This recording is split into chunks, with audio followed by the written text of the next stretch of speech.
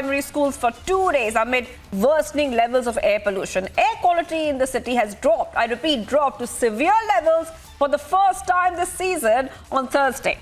As toxic air engulfed Delhi, the cabinet minister of the ruling Aam Aadmi Party said that they could not control pollution completely. Delhi Environment Minister Gopal Rai argued that pollution in Delhi is a complex issue, wherein other neighbouring states are also involved.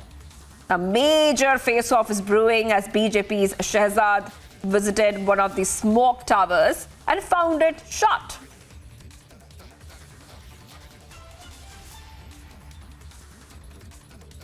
योजनाओं पे लगातार काम हो रहा है और उसका परिणाम है कि दिल्ली के अंदर अगर पिछले साल देखें तो 13 ऐसे हॉट स्पॉट चिन्हित किए गए थे जिसमें लगातार प्रदूषण का स्तर बढ़ रहा था। इस बार उन 13 हॉट स्पॉट्स पे जो फोकस तरीके से काम किया गया, अब उनकी संख्या अगर हम देखें तो 4 या 5 के आसपास है, जहां पर जो लोकल सोर्सेज हैं उसमें ख़ास तौर से जो कंजेशन पॉइंट्स हैं या बायोमास बर्निंग है, वो 4-5 जगह पे केवल बचे हैं।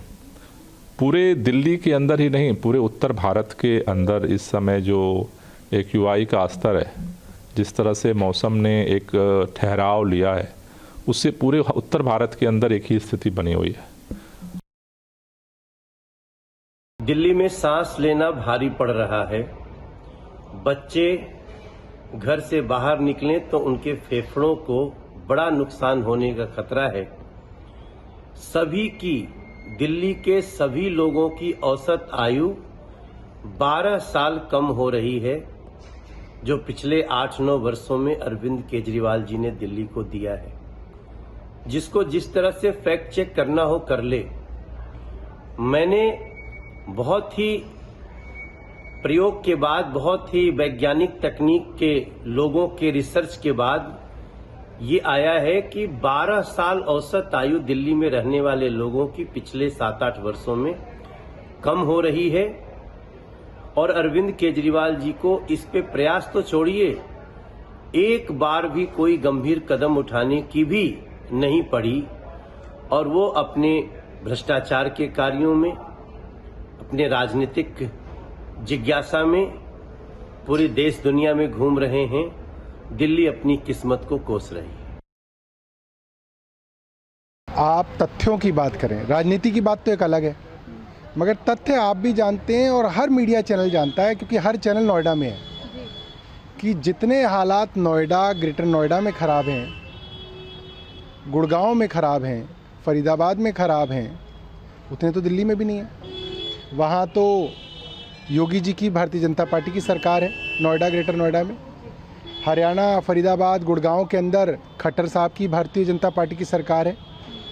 तो ये बार बार दिल्ली वालों को बदनाम करना जो है वो ठीक नहीं है। जितनी गाड़ियाँ दिल्ली वाले चलाते हैं, उससे ज़्यादा गाड़ियाँ गुड़गांव के अंदर और ग्रेटर नोएडा के अंदर लोग चलाते हैं, ये बात सब समझते हैं। दिल्ली इकलौता ऐसा राज्य है जिसके अंदर पिछले कई सालों से डीजल जनरेटर बैन है, आप सब देख सकते हैं।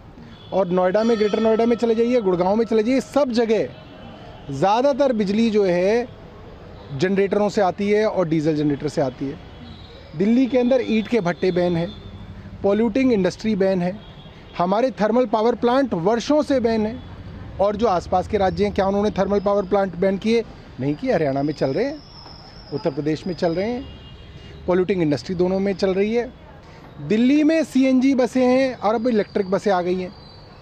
क्या यूपी ने इलेक्ट्रिक बसें ले आए? क्या हरियाणा इलेक्ट्रिक बस ले आया? लाया। तो ये बार बार ये कहना कि दिल्ली वाले जो हैं ज़्यादा पोल्यूशन करते हैं, ये गलत है। And viewers, Delhi has woken up once again to haze and toxic smoke, with the air quality of the national capital remaining in the very severe category.